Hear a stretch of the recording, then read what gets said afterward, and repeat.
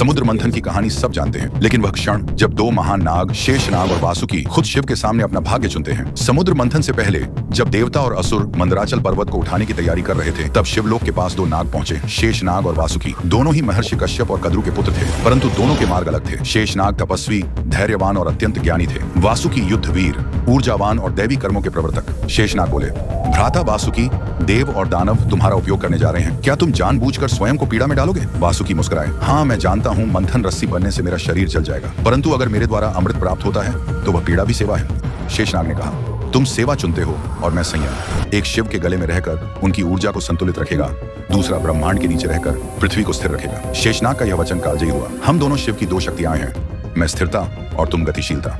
जब यह संवाद समाप्त हुआ तो स्वयं भगवान शिव प्रकट हुए और बोले, हे मेरे नागपुत्रों, एक मेरी पीठ का आधार बनेगा और दूसरा मेरे कंठ का अलंकार। तुम दोनों ही अनंत काल तक मेरे अंग रहोगे।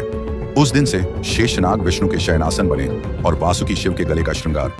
यह कथा दिखाती है कि शक्ति के दो रूप होते हैं, एक जो धारण करती है शेष, एक जो प्रेरित करती है वासुकी।